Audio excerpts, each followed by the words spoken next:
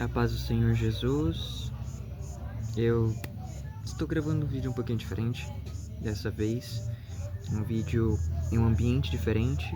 Gostaria de focar sobre um assunto que às vezes nós ignoramos um pouco, ou até percebemos, mas falamos pouco, de maneira desenvolvida de alguma forma, que é sobre a revelação geral, que dentro da teologia é chamado de revelação geral, em algum tipo de contraste, mas não de divergência, mas complementar com a revelação especial.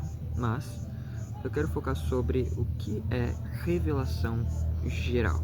Revelação geral é a maneira como nós nos referimos à revelação universal sobre Deus. E peço por favor que vocês ignorem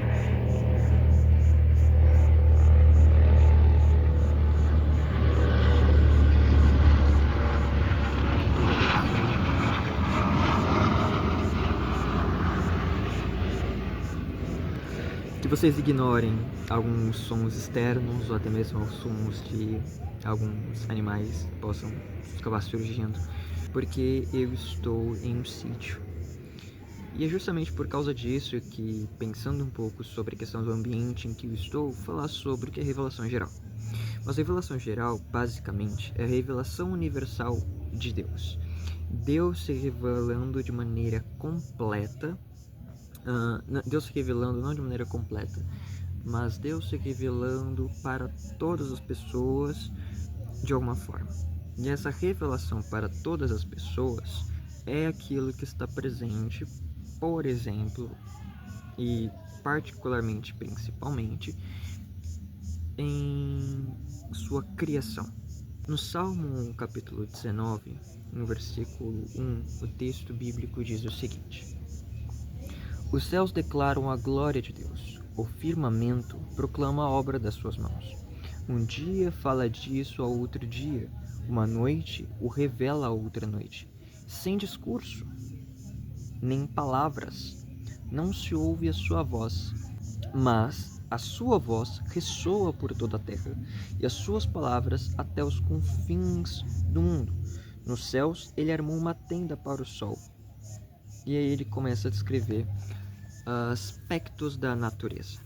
Esse maravilhamento, essa contemplação da criação, revela que há um Criador. A revelação geral, ela é apresentada na revelação especial, que é a revelação objetiva, direta, comunicativa de Deus, com a sua voz, através de profetas, através de escritos, através de rituais, enquanto a revelação geral é a expressão de quem Deus é, ou seja, de seu poder, de sua sabedoria, de sua onipresença, de sua onisciência, de sua profunda sabedoria ao arquitetar e a organizar todo o universo. Gênesis 1 apresenta que Deus criou os céus e a terra e apresenta toda a formação e a criação da terra, do mar, dos animais, dos seres que voam, dos seres aquáticos e do ser humano. Isso é a revelação geral, é a revelação universal de Deus. Todas as pessoas podem ver aquilo que Deus revela acerca de si na criação. Mas o nosso conhecimento pessoal acerca de Deus não se dá por meio da revelação geral, mas sim por meio da revelação especial. Porque a revelação geral, ela não é pessoal, ela é universal, ela é para todos. Todos podem ver algo de Deus na criação. Mas agora, o desenvolvimento do relacionamento com Deus só se dá por meio da sua revelação direta e objetiva e relacional, que é por meio de palavra. Porém, a revelação geral de Deus apresentada na Escritura, ela não é suficiente para a salvação. Há quem diga e há quem levante esse tipo de questionamento: será que nós seremos salvos apenas por concebermos alguma coisa sobre Deus, apenas por termos algum ideal sobre Deus? E isso não é algo que a Escritura apresenta. Nós não somos salvos porque concebemos algo sobre Deus, nós não somos salvos porque acreditamos sobre Deus, mas nós somos salvos por meio do Senhor Jesus. Isso o próprio apóstolo Pedro diz que debaixo do céu não há nenhum nome pelo qual devemos ser salvos, senão pelo nome do Senhor Jesus.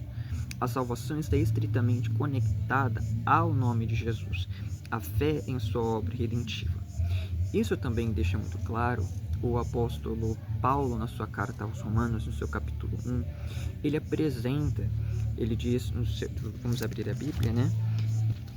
Romanos capítulo 1, no seu verso de número 18. Portanto, a ira de Deus é revelada dos céus contra toda impiedade e injustiça dos homens que suprimem a verdade pela injustiça.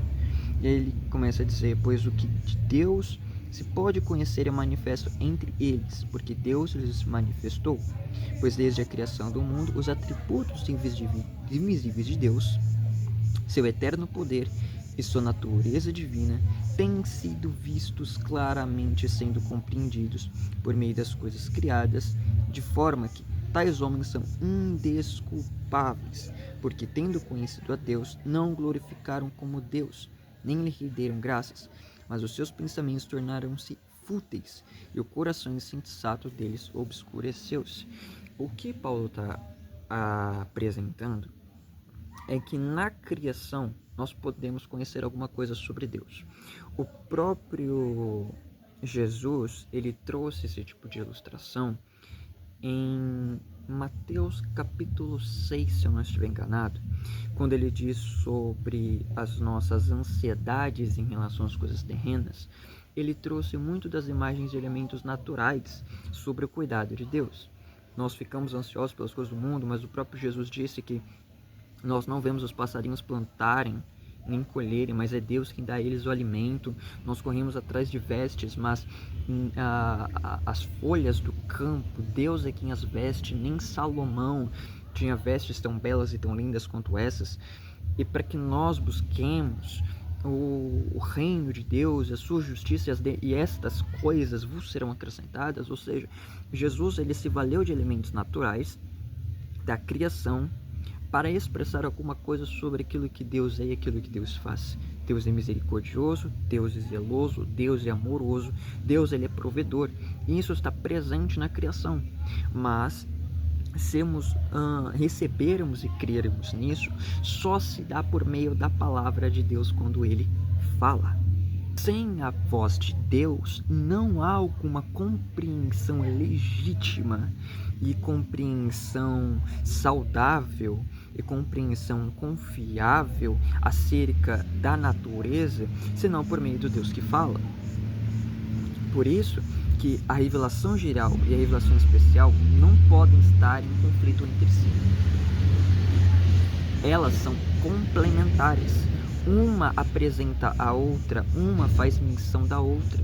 Um Deus que cria, um Deus que organiza, um Deus que elabora, ele é um Deus que fala. E esse Deus que fala acerca da sua criação e fala através da sua criação. Portanto, nós precisamos olhar, e seria saudável que a igreja, os cristãos, olhassem para a natureza e nós contemplássemos a sabedoria, o poder e a beleza que Deus nos deu, que é a sua criação. Por isso que eu decidi estar em um ambiente aberto, onde tem bastante natureza, para falar sobre esse assunto. Mas quando o pecado ele entra no mundo, e isso é algo que nós precisamos prestar bastante atenção, quando o pecado entrou no mundo, a revelação de Deus se tornou um meio pelo qual os homens criaram outros deuses, que é de onde vem o panteísmo, ou também o politeísmo, onde as pessoas olharam para elementos específicos da criação de um único Deus e estavam atribuindo deuses a esses elementos da natureza, de onde vem Zeus, Poseidon, Ares, Hades, por aí vai, os deuses egípcios, e por aí vai. Até mesmo dentro do contexto indígena, há também essa questão de deificar, trazer alguma deidade para elementos naturais, quando na verdade os elementos da natureza não possuem algo estritamente divino, porque algo completamente divino e detentor de alguma divindade, somente Deus tem isso. Somente Deus, ele é completamente divino. A natureza não é divina, embora carregue em si expressões de alguém divino. Ao olhar para a natureza, nós devemos nos maravilhar. Nós devemos encontrar beleza, música, arte na natureza. O som dos pássaros, a beleza da estrutura das árvores, o som que o mar faz, a beleza e a extensão dos rios, o formato, o brilho de pedras preciosas, a cor das folhas, tudo isso é belo. O céu é belo, os animais são belos, cada um com suas características e propriedades particulares, mas todas elas vieram de um Deus criador, e a sua arte, a sua beleza estão presentes na sua criação. Me foge o nome do escritor, mas ele disse que primeiro John Wesley diz que a criação é o primeiro evangelista de Deus, porque a natureza, ela aponta para um criador. Ela diz que há alguém onipotente, onisciente, totalmente sábio, misericordioso, provedor. Há um outro escritor que me foge esse sem nome, que a natureza é a poesia de Deus. Nós olhamos para a natureza e existe tanta beleza, mas ao mesmo tempo nós olhamos para a natureza e vemos tantos conflitos. Vemos guerras na natureza, vemos conflitos dentro da natureza. Mas isso ainda é a expressão da poesia de Deus. Deus tem um plano redentivo sendo expresso a nós por meio da natureza. Uma semente que ela é plantada, ela morre para que haja vida. E essa árvore que cresce produz frutos para que outras pessoas desfrutem. Foi assim que Jesus apontou para si, dizendo que uma semente morre para que haja uma colheita, para que haja feixes para serem colhidos. Primeiro uma semente morre e ela produz vida para que outras pessoas desfrutem do seu sacrifício.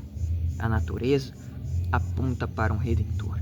A natureza aponta para um Criador. A natureza é cuidar, isso é uma coisa que eu particularmente penso, que cuidar da natureza, zelar pela natureza, é uma forma de zelarmos pela revelação de Deus. Há pessoas que pensam que somente a revelação de Deus é a palavra escrita.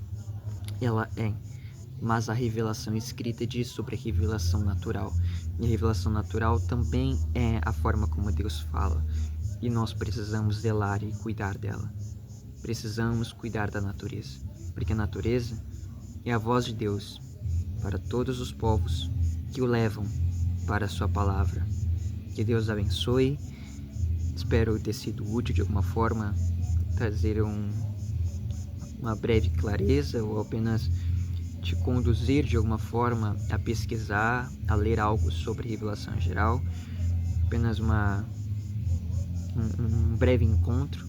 Espero que Deus vos abençoe e que vocês continuem contemplando e busquem contemplar a natureza, porque o que nós recebemos foi dele e nós precisamos cuidar.